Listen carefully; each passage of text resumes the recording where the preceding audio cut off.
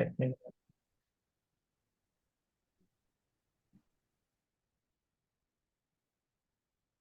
Can you guys see my screen? Yes, sir. Yeah. Yes, sir. Think.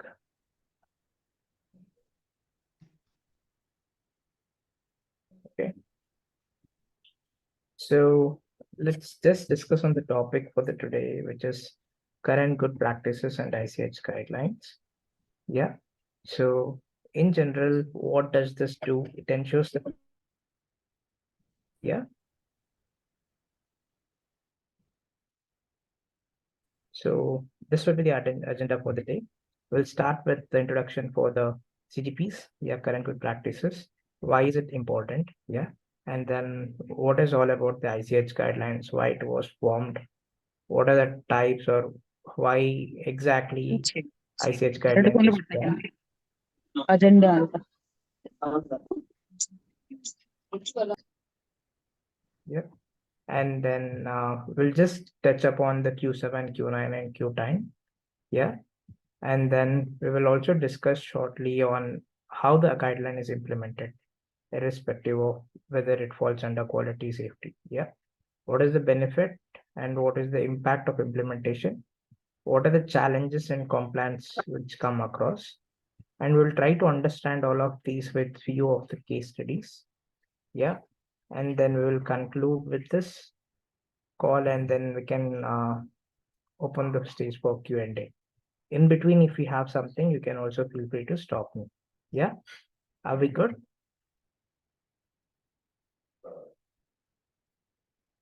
Okay. Yes, sir. We can start, sir. Yeah. So what does CGP mean? CGP shortly stands for current good practices. Yeah. This is basically a set of guidelines, or you can say as standards, which is basically formed to regulate the pharmaceutical industry. Yeah. So whatever we produce, yeah, it should be tested and controlled to have a consistent quality, which is also having a high quality in particular standard, right? So why is it CGP mandate, or why is it required? Is to ensure the safety efficacy of the product. Yeah. Also having a regulatory compliance over it as a layer. Yeah. This segment we'll just explore on the CGP and its role in the industry by and large. Yeah. So you would have heard of FDA. What does FDA stand for? Hello. Okay. So FDA is the governing body of the regulatory authority for the US. Yeah. Which stands for Food and Drug Administration.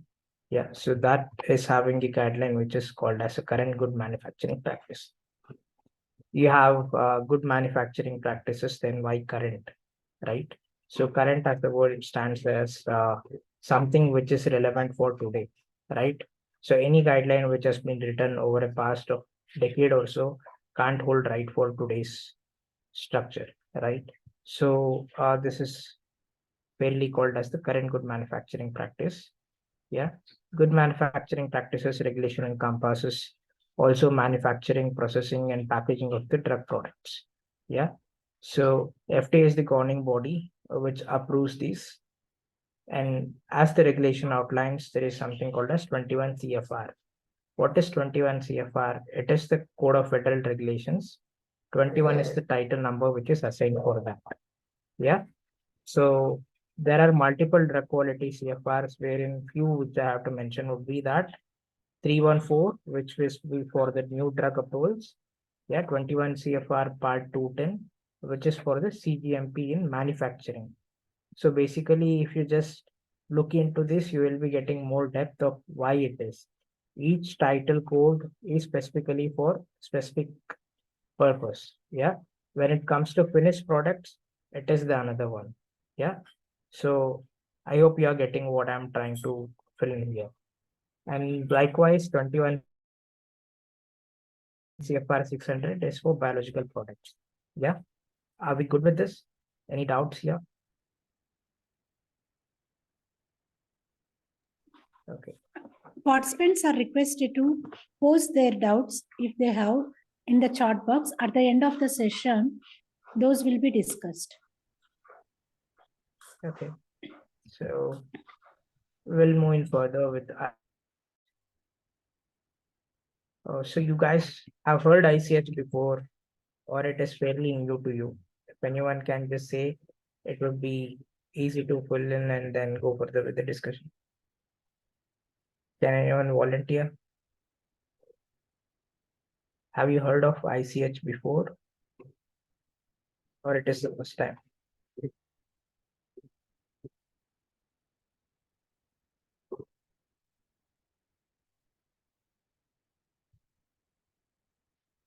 Okay, so I will take it as, and try to fulfill it rightly. ICH stands for International Council for Harmonization. This plays a pivotal role in harmonizing the pharmaceutical regulations in the global scale. Yeah, it promotes consistency and unity in the industry. So, what exactly does this mean? It is not a governing authority, or it is not a health authority. It is a general body which is not connected to this. But this is important to form a structure in the regulation. Yeah, when you see it as an industry as a whole, imagine you are running the plant and you are manufacturing, let us say, X API and Y commodity. Yeah, and you need to market it across the globe. If you have to stick on to each country and get those approvals, and each country has their own requirement, wouldn't be that a difficult task, because everywhere the requirements are different. You need to prove it. So just to ensure that your drugs get to patient in an early stage without much of a hassle just due to these regulations, there was a need of harmonization in the late 80s. And yeah, so this ICH was formed during those days. Yeah, let me come back to this. This facilitates international trade and contribute for patient safety and product quality. It underlining it just ensures that what any pharmaceutical industry does is as per the standard structure. Yeah. So these guidelines are crucial for the pharmaceutical sector. Tomorrow, when you enter the industry, this is something I would say, irrespective of whether you are in the pharmacovigilance, or you are in the safety, or you are in the quality, or in the shop floor, you would always hear these terms, which is ICH guidelines. Anyone discussing on any topic would be based on these. Based on these, there are other layers of particular country. If it is US, there is certain things which is applicable. If it is Canada, it is certain things which is different, and so likewise EU. But across, this is something as a background or the basic layer. Yeah. So what was the need basically to bring up or come up with this ICH? Right. So independent evaluation of the medical products, which was very crucial before market approval. Realizing this, the countries which you have heard of thalidomide case, just thalidomide disaster, which is also known as. With the outcome of these in the late 60s, 70s, there was a surge which required the laws and regulations and guidelines to be evaluated, and to come up on the ground level to say that we will agree on these certain aspects and let's make it more easy. Yeah. So based on these, pharmaceutical industry expanded globally and faced few diverse technical requirements and set up a forum to ensure that we all agree for one thing. Yeah. So how does this help? Yeah. So this reduces the R&D expenses, because you know what has to be followed. If multiple countries agrees on one, also in the terms of industry, it is easy to comply with one and say that, yeah, we have met the standards, right? And it also reduces the duplication of testing. Like if you have done a testing, let us say bioequivalence in one way, and then you have said that this is as per the standard different procedures and you have followed it, then it no other health authority will be questioning back to you whether you have done it as per our law. Yeah, as per our guideline. I hope you are getting to know what I'm trying to explain here. Yeah. So how was it actually initiated? Yes.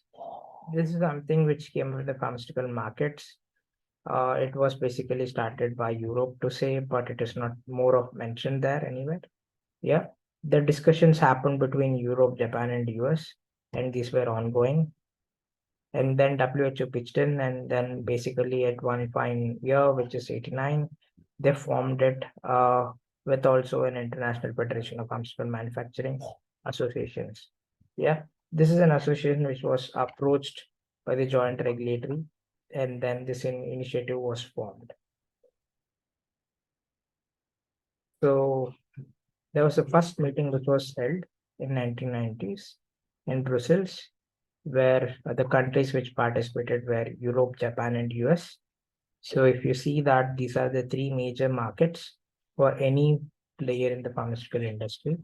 So any regulatory agencies which complies with these are basically underlined to say that they are following the ICH guidelines. Yes. So if we have an approval in US, then the drug, if I has to again get an approval in the third country, basically if I have to put it as ROW, then no much of the regulations again which comply, only your forms and procedures is going to be the same. The testing is not repeated. So if you have already got an approval in US, then there won't be multiple questions asked for it, if I have to put it in that way. Yeah. So the first steering committee meeting agreed for basically these terms, where they divided into safety, quality, efficacy to align with the criteria approving new medical products. What does this mean? So ICH was formed, and they thought that these are the three things which they have to come up with. What is that? One is safety, quality, and efficacy. Quality encompasses quality in manufacturing, quality in coming up with finished products. Yeah. Safety or efficacy aligns with safety. You can also call it in the terms of medical safety or the pharmacovigilance, and then efficacy in terms of how it acts. Yeah. So here, if you see, this is an image which formally shows how any guideline is formed. Yeah. Let us say there is a topic which is completely new, and then the industry thinks that we need a complete new guideline for this. Then it won't be that tomorrow a guideline is written by some ex-person, and then within a week it is sent out and it is approved and every company has to follow it. This is not the way it works in the real world, right? So be it ICH or be it any regulatory authority which comes up with a guideline, there will be a transition phase to that. Yeah, let's just discuss something in general apart from this slide now. Yeah, so let me give you an fair example of the right today. Yeah, so you have Russia, which is implementing ACTD now. That means a country is asking every authority, a country is asking every company which has its registered drugs in Russia to submit their submissions in electronic format from now. That means till now it was not electronic, it was fairly on paper. Yes. So when a country decides that they need to go electronic, then they need to give sufficient time to industry to file their initial submissions in electronic format, right? So there will be a transition. That means a year before there will be now currently the transition is happening, and they still have time of years to come to comply with it and to submit it. Yeah, there will be end timeline which will be given. Yes, someone has raised a hand. Is there any question?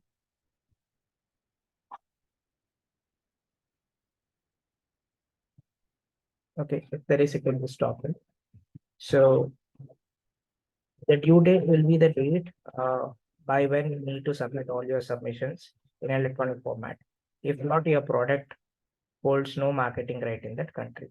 Having said that, there will be a 2 years or minimum 1 year gap wherein they give you sufficient time to submit everything in electronic format. Before this would be released, there would be a timeline wherein they would have said that they are coming up with this. That is, notification should be sent to all the pharmaceutical industry guys saying that this is something which we are planning.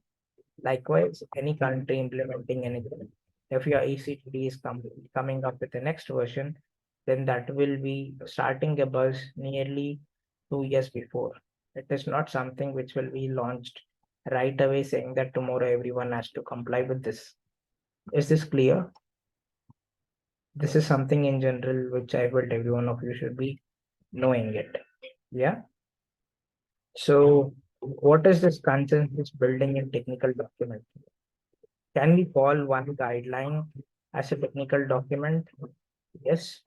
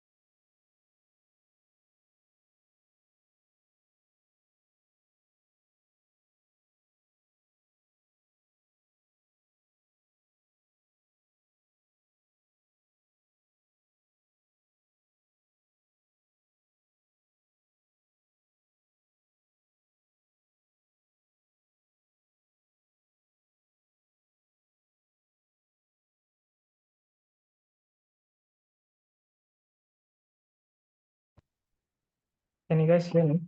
I think I was kicked out of the call. I don't know why. Sorry for that technical glitch.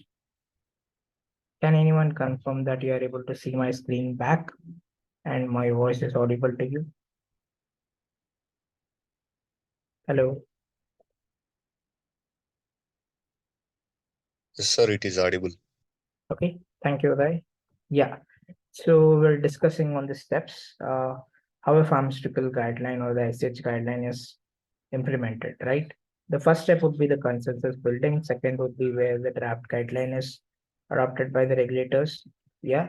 And then the third would be where regulatory consultations and discussions. That means to say that if FDA is coming up with a regulation or ICH is coming up with a regulation to say, then the respective authorized authorities or respective persons from those particular segment of the pharmaceutical industries will be called for the meeting to discuss this or to consult what do they feel. Yeah, everyone will be having a word so that everyone can contribute to it effectively. Something which is produced by ICH can also be opposed by pharmaceutical industry guys or the pharmaceutical players. But again, there will be a ground where everyone will agree. So these discussions will be having a fair amount of time. Yeah. Only later part would be the adoption of an ICH harmonized guideline and later implementation. Yeah. Adoption will be the phase wherein it will be more of discussions on how it can be implemented fairly. Let us say there is an update for an existing guideline or a revision, then there will be certain things which is revised in the particular guideline. Then if everyone has to comply, what one has to do with the existing one.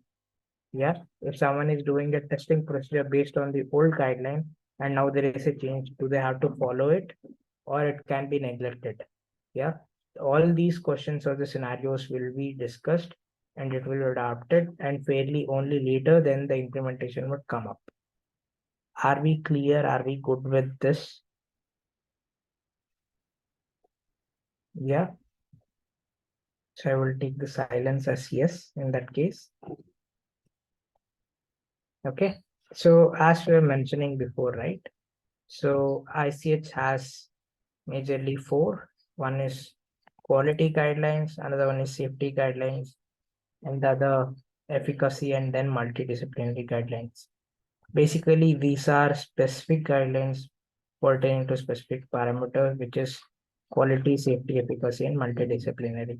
What is multidisciplinary? Something which is not going to fall under QSC is going to be falling under multidisciplinary. Yeah. So here I have just tried to mention each one, and we'll just focus on a couple of these so that you get an idea. And it's practical that you can't cover all of it at once. That each guideline is going to be more in depth. Yeah, I will show you later how you can access each of these guidelines, how to browse your ICH web page so that you can get the data whichever you require in the right way. Yeah, so quality has these set of guidelines, wherein first one is for stability, which speaks more on how your stability testing should be done and what are the procedures to be followed. What are the parameters for your long-term, short-term studies with the stability? Yeah. And analytical validation, how your analytical validation method should be, how the validation should be done. And Q3 stands for impurities. It also specifies the limits for that. Pharmacopoeias is Q4, Q5 is biological products, Q6 is specification, Q7 is GMP. Yeah, which is also a basic backbone for your current good manufacturing practices as well. QH stands for pharmaceutical development. If you are filing an ANDA or if you are filing an NDA for that matter, then this is something which is going to be the base on how you are developing it. Yeah. Q9 is quality risk management. If you have a quality system in place in your plant, then how do you mitigate those risks and what are the methodologies you can apply is discussed in the Q9. Yeah. Q10 is more of a quality system. How do you build your pharmaceutical quality system? Yeah. How quality can be ensured in each of the step you do. Yeah. Q11 is for development and manufacture of drug substance, which is more for an API. Q12 talks more of the life cycle. Okay. So I would say Q1 to Q12 is generally, you would come across these more often. Yeah. Q13 is continuous manufacturing of drug substance and drug product. Q14 is analytical procedure development. That's to say with the quality. Any doubt here? Any clarifications? I have picked up a couple of these and then we will discuss it in a little more depth and we will also see case studies with these. Okay.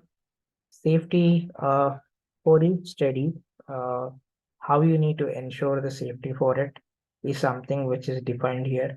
Tomorrow, if you are starting your career with pharmacovigilance or you are into safety, then these are the guidelines which you would be referring to in day in and day out.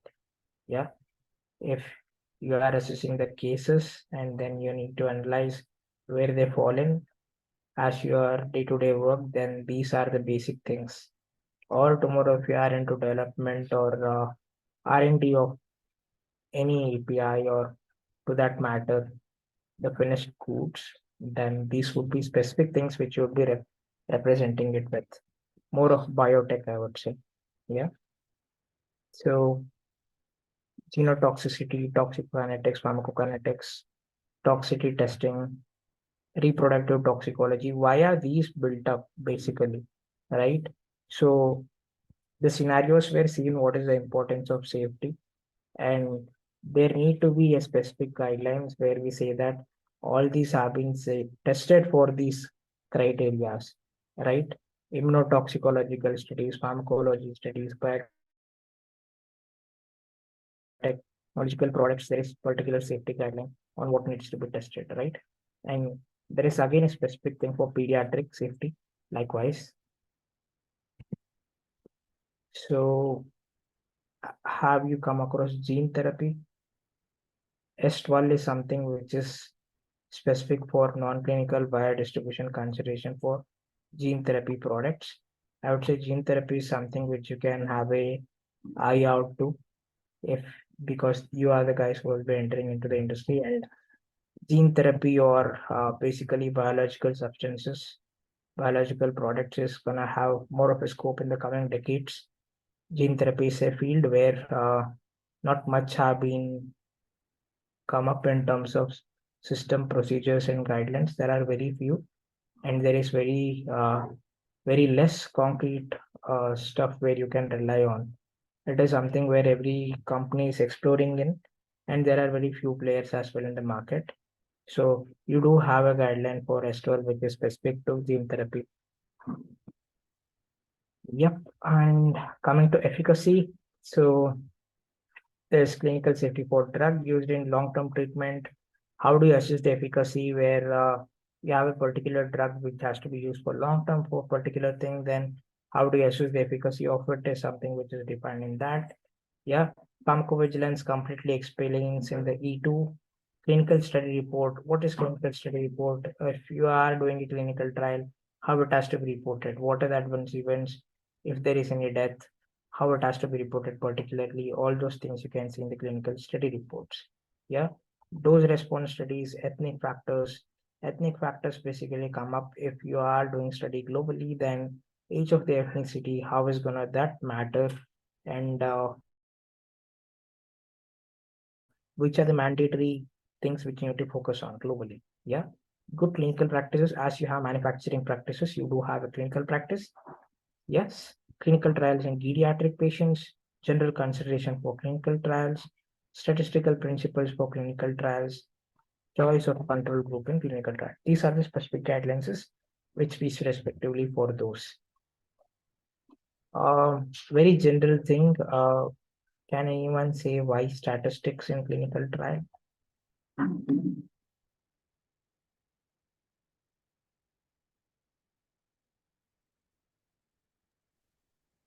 You can unmute yourself and you can answer, or you can type in the chat box.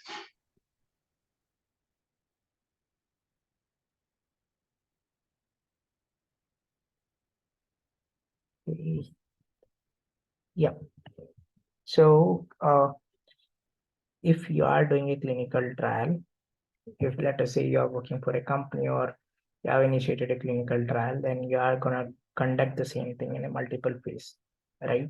So when you have administered your drug to control and blinded unblinded groups, then you are gonna get these results. How do you interpret these data, which is gonna be huge and bulky number, right? Each parameter which you are gonna track down is a number, correct? So if you are measuring the body weight of a person, temperature of the person, each vitalities, then each of these is going to come down to a number, right? What was the temperature or body temperature of the patient in the morning, afternoon, noon, or before administration of the drug, after administration of the drug? How does the blood vitals respond? Then each of these come down to numbers, correct? If you just collate these numbers, it is going to be a huge chunk of data, right? Even today, if a basic clinical study data is going to be put out to health authority, if we are going to submit it, trust me, it is going to come down to 50,000 odd pages for a basic clinical trial study with few basic parameters, right? Can anyone really read through all these 50,000 pages and say that this is where we need to make it right, or any health authority can figure out what went wrong? No, right? It's absolutely a nightmare if anyone has to really interpret the data of 50,000 odd pages with just of mere 5 parameters. Yeah. So there the statistic principles come into play. So you would have had your curriculum with biostats. Yeah. Today, most of it is put into softwares where you just collate the data and then enter the formula. It gives you the output. Yeah. So this is something which I wanted to correlate. I hope you got something out of it. Let's continue with what we're discussing. And then further to efficacy, there are multiple other guidelines, which is clinical trial in pediatrics, evaluation of therapeutic category, clinical evaluation, and basically there is completely D15, which is gonna define your genetics and ergo comorbidities. Again, there is 16, which is going to speak more of qualification of genomic biomarkers, and Q17 for multiple region clinical trials, genomic sampling, safety data collection, adaptive clinical trials.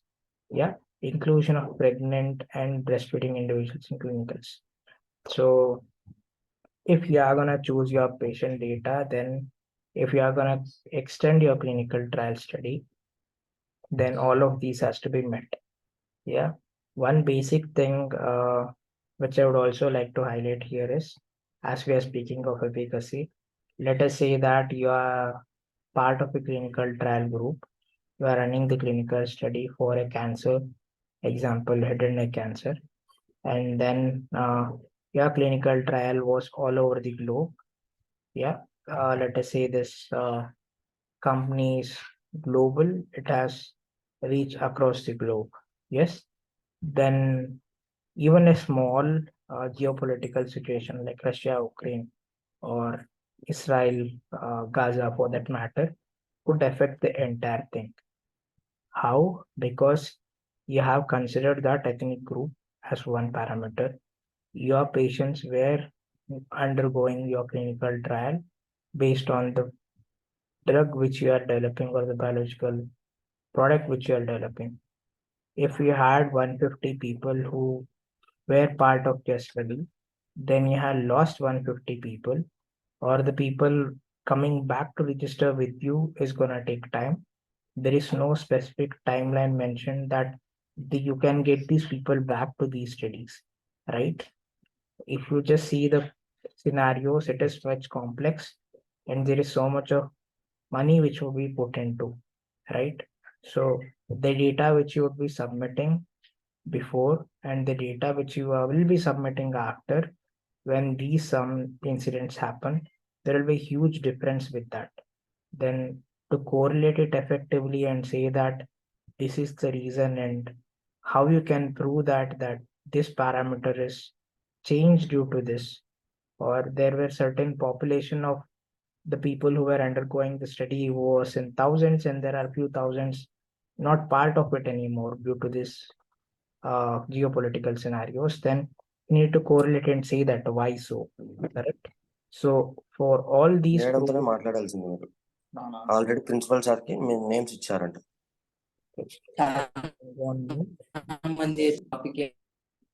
Yeah, so to prove all these are the basic challenges which does come up and which we see day in and day out, at least in the coming days, I would say.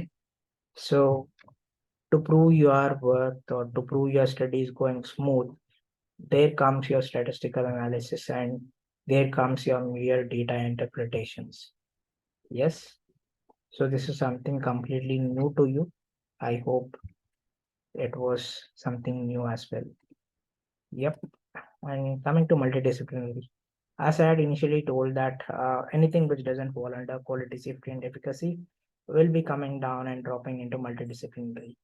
Yes, so there are electronical standards, there are non-clinical safety studies, common technical document, which is nothing but your ECPDs. Yeah, so data elements and standard for drug dictionaries, gene therapy, mutagenicity, impurities.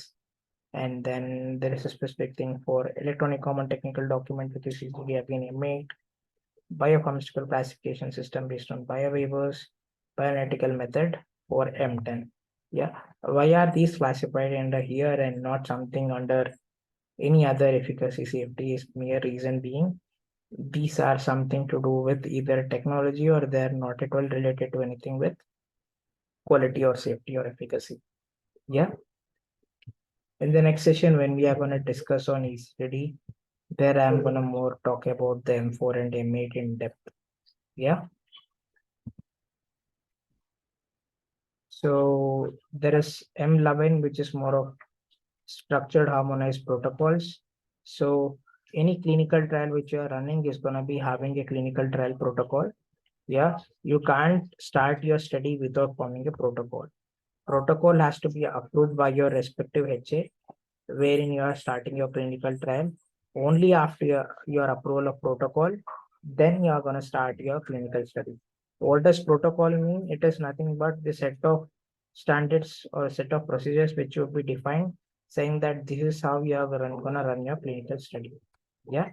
So M12 is more of drug interaction studies.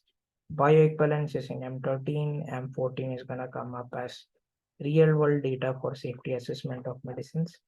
15 is more of general principle for model informed drug development. Yes.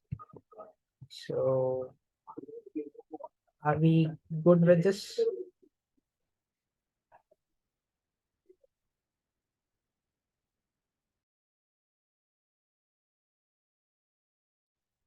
Sorry for my background.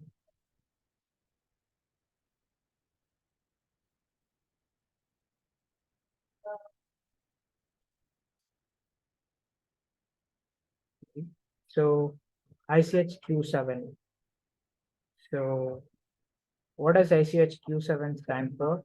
It is focused on good manufacturing practice for APIs. Yeah. It sets out principal standards and practices for manufacturing of APIs to ensure their quality and safety. Yeah. Q7 is crucial for pharmaceutical companies which are involved in API production.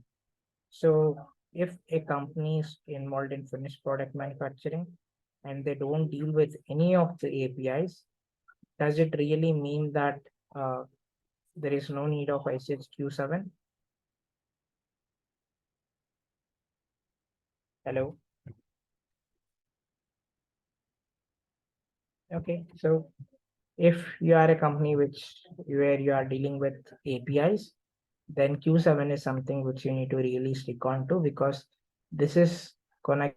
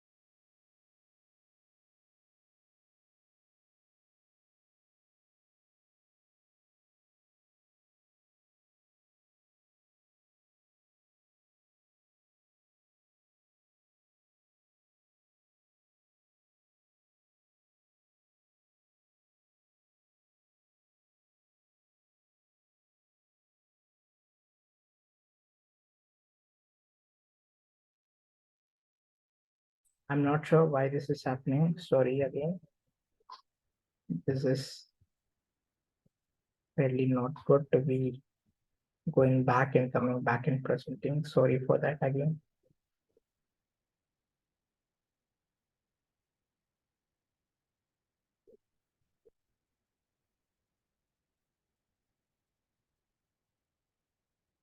So ICH Q7 is something which is going to focus for APIs. Yeah. And Q9 is something where which is more of your risk management approaches. Yeah.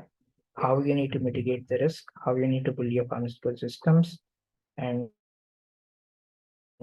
this is something I would call as a cornerstone for your all pharmaceutical quality practices. And it is essential to maintain the quality and safety. Yep. So Q10 is going to speak more of pharmaceutical quality system. Here it comprehensively, it comprises of approaches, how you need to manage your quality throughout the life cycle. Yeah. A well implemented pharmaceutical quality system can lead to continuous improvement and better quality assurance. This is a ground statement which you would hear only because if we are developed something, then it has to be the same throughout your pharmaceutical life cycle, right? Till you call it as an end for that product. Then these quality systems are the ground systems which has to be built up. Only when you have a proper pharmaceutical quality system, then you can implement your risk assessment systems, and then the ICH Q9 comes into picture. Yep. So in general, if you are adhering to the ICH guidelines, it offers benefits wherein your product quality will be improved by default, and it is going to give you more compliance in terms of regulatory, and it is going to help you with your international trade. It just means that if you are following the ICH guidelines and everything is in place as per the ICH guidelines, then marketing your product to a different country or a subcontinent is going to be easy, only because you have already complied to most of the regulations which is required upfront. Yeah.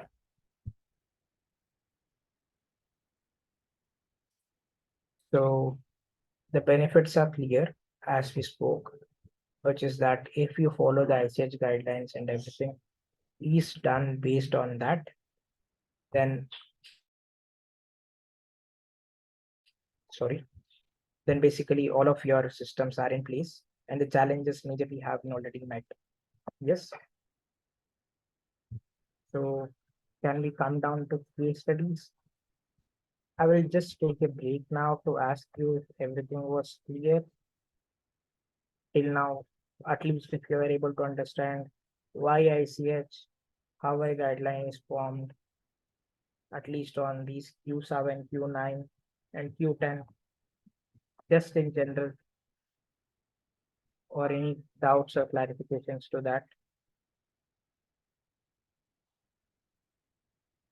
We can address that before we jump into the case studies.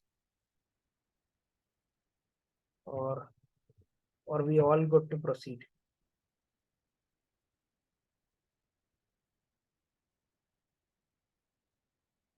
Okay.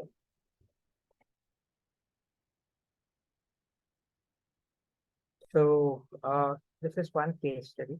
I would not say basically a case study, but these would be scenarios which are put up, and then based on these scenarios, we will just assess what is the benefit that one could see.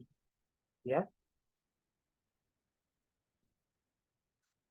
So let us say there was a company A which was facing challenges with maintaining the quality and consistency of their API. Yeah. So as they were having issues with maintaining quality and efficacy for the API, they decided that they are going to implement ICH Q7, because ICH Q7 is the guideline which is going to speak for your API quality, right? Which also focuses on good manufacturing practices. They strictly followed the guideline and they implemented thoroughly with all the control measures.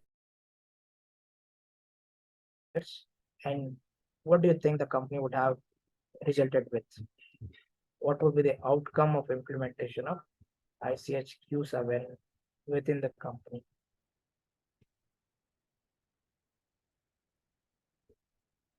Okay. So it significantly reduced the batch failures or recalls. Yeah. And it also gained approvals with regulatory agencies worldwide, as if you comply with the ICH Q7 at one place, then it specifically means that you have already complied with most of the regulations, and there is only few or very less to do formal things so that you extend your compliance to other countries. Yeah. So in that statement, that is what they meant by gained approval for other for the APIs and other regulatory agencies worldwide, enhance customer trust and satisfaction, improve supply chain reliability. If you are compliant and if you are regulated, then even someone who has to buy from you will be more happy to say, or not happy would be another right word, because the trust will be built by default if you are someone who has already built in the quality into the product. Yeah. So we'll touch base on the Q9 more now. So what is the scenario here? The company B recognized that there is a need for their quality risk management process to identify and mitigate potential issues. Yeah. So what does this mean? When you have built a new shop floor, let us say, any new plant which is going to be built in, he is going to build first thing is after every infrastructure, every department is brought in, every infrastructure is built in and place, then quality is the first thing which is going to be built as a layer to it. Yeah. If you don't have quality in place and you just start your production, you're gonna end up closing it pretty sooner, right? If your quality systems are in place, then it is very meant that there would be certain issues which is gonna be coming up in day to day, right? So then how do you address those issues? Once it is addressed, how do you mitigate those? How do you ensure that it is not gonna come up again? Is something really crucial. So for all of these, ICH Q9 is the one which emphasizes on quality risk management. Yeah. So this company, we recognize this, that there is a need for implementing ICH Q9. What could be the benefit which the company got out of it? Yeah. It improved identification and assessment of risk across the product life cycles. Yes. Timely mitigation of potential issues, reducing the likelihood of product recalls, streamlined decision-making process, enhance product quality and patient safety.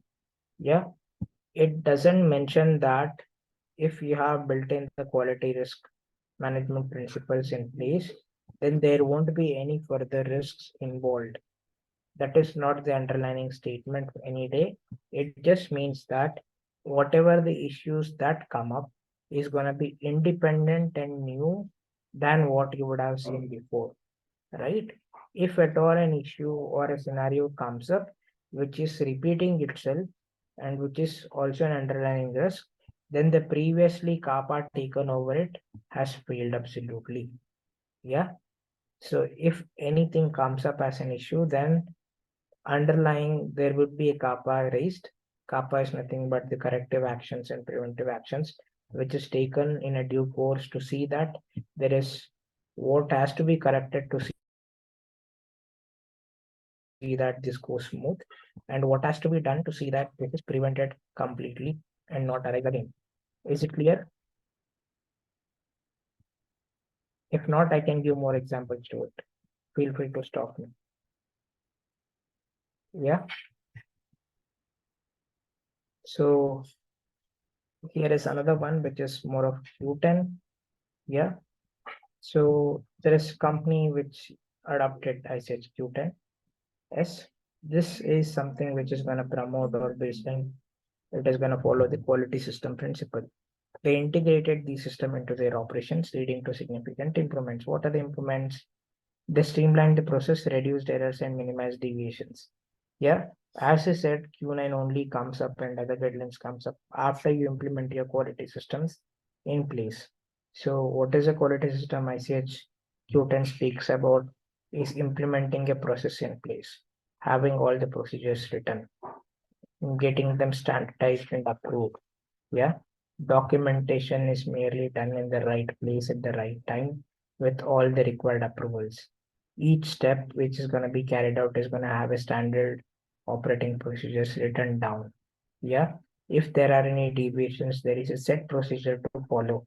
If there is any risk coming up, then there is a set procedure how to approach this risk, whom it has to be communicated, and which is the team that has to take care of it, right? So anything happening in the floor is documented and it is well collated in the right manner. Yeah. So if you have already implemented these systems, then the product development and product lifecycle management will be easy. Yeah. Improved communication and collaboration between departments. Let me break this down to you. So if you are in an industry in the quality department and you are responsible for maintaining the quality as a QA, QC, let us say you are part of a QA team in an industry of oral solids, then you have built the quality system, ICH Q10 is already in place. Then when the system is in place, there won't be any hazard between the departments. The manufacturing is separate, R&D is separate, analytical testing is separate, packaging is separate, release is separate, marketing or authorization team is separate, right? So any issue coming up, you know specifically which are the teams who has to pitch in and address that, right? So if there is no particular hierarchy, if there is no line which has to be followed, then all the departments are going to just end up talking between them, and there will be no solutions which is going to be coming up, right? So that is why the communication is something really important, and the collaboration is something more in the ground level required any given point of the time. Yeah, better compliance comes up with the regulatory requirements at ease, leading to fewer inspections and findings, right? So if we have documented it well, if we have documented everything in the right manner without any data integrity issues, then you have already passed the major hurdles.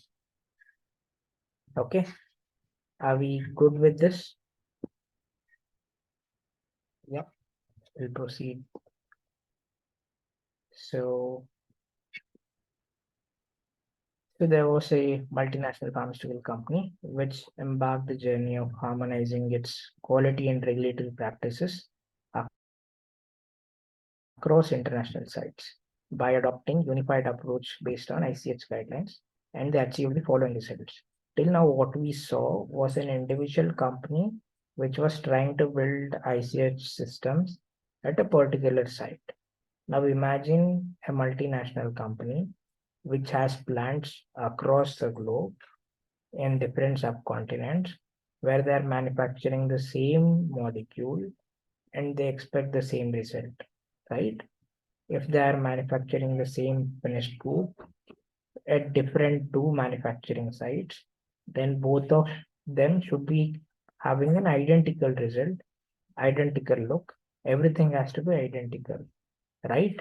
If someone has to do a sampling of both the sites, only a differentiator should be by mere seeing of a package and not by testing it and able to differentiate this is from this site and this is from this site. That is what equality is when you implement it rightly. Yeah, I'm just giving you very vague and very subtle examples so that you can correlate with that. Yeah. So consistent in product quality and safety across sites. If you have implemented it one place, let us say when you do your R&D, you're gonna put your pilot scale and then come up with your actual batches, and then it will be implemented at one site. Now you need to take the same thing, let us say from Hyderabad to San Francisco. Then in San Francisco, what you need to do is to scale up. Again, you need to go there, develop the same method, run the same testing in those HPLCs, and then you need to get the same results. If there is any difference, then that has to be addressed there, right? That is what is expected out of an analytical method, and this is what is called as an analytical method validation. Yeah, streamlined regulatory submissions and interactions with global health authorities. Whatever from wherever you're manufacturing, the data is something which is really important. If you can get the data identical at both the sites, then no questions to be asked from the health authority. Your approval is going to be at ease. Significant cost saving through optimizing the process and reduced redoings. Basically, if you are implementing it rightly, then there would be no redo for the something which you have done, right? If you have spent money rightly in your R&D, when I say spent money rightly in your R&D, just means that if you have failed in early stages, then your failure is not going to come up with bigger cost. Let us say you have implemented everything, you got approvals, and then you are manufacturing it at two different sites. One site your product is getting passed, another site after marketing it, you see that there is a batch failure. Then all of these comes down to a cost for a company, correct? So that is why quality is really, really important. And following and adhering to these guidelines are the basic backbone for any pharmaceutical industry. Yeah. So increased competitiveness and faster time to market for new products only means that when you have systems in place, the same system can be replicated across for any drug, for any finished products. Am I clear? Okay. Overcoming challenges. So there was a company which faced significant challenges during implementation. So, and there were also hurdles. What was the strategy deployed? Firstly is to identify those. and to comply with different regional guidelines. And then also following the ICH guideline and implementing extensive training and awareness programs for their workflows, because training is something which is really taken seriously across the pharmaceutical industry. You would see it more when you are part of any shop floor, because if any training is not done rightly, then the sole responsibility lies on the quality department, right? Establishing robust document management and change control procedure just means that it could be your transformation from paper to electronic, where everything is documented straight away and everything gets logged. Yeah. Change control procedure, as in if there is a change which happens and that is reported rightly. Yeah. Successfully navigating the compliance challenges leading to enhanced product quality and compliance. That is the end thing which anyone would be requiring for. Yes. At concluding points would be, in summary, what it was tried to highlight is that the importance of the ICH guidelines and ensuring it, what is the benefit which you would get it. Yes. And this is something which underscores the industry's ongoing commitment to these guidelines. That means that even today, ICH guideline is something which is being followed across. Anything new happening, then you would see that happening first at ICH, even if it is something triggered by the local HAs or local health authorities, call it FDA, then it has to be something widened up, and there would be a scenario where you see that it coming up as a guideline entirely. Yeah. So these are some links which could be of help for you guys. So I think that's it for the presentation. Any questions?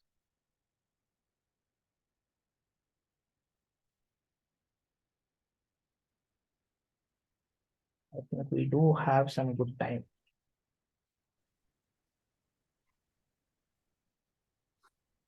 So dear students, if you have any queries, you can post in chat box or you can unmute yourself and you can ask.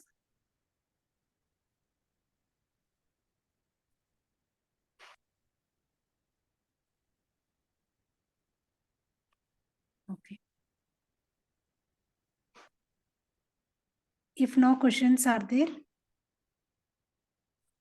we will end the session.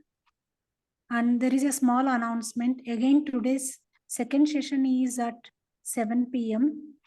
So at 7 o'clock, the second session will be there by Sripad sir. So you are requested to join with the same link. So the morning link which we have given, the same link can be used for the second session also. It is at 7 p.m. today. Okay. So don't forget to join. Okay. So Sripad sir, thank you for the presentation, sir. Thank you so much. Thank you. So I'll just take a minute to show you where, as I told in the last, I will be just showing you the ICH website. Yeah, this is the ICH. Just give me a second.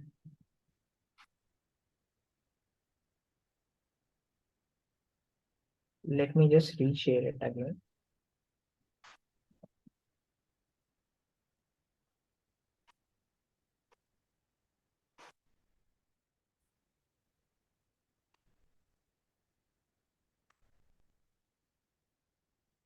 Can anyone confirm if you are able to see the screen again?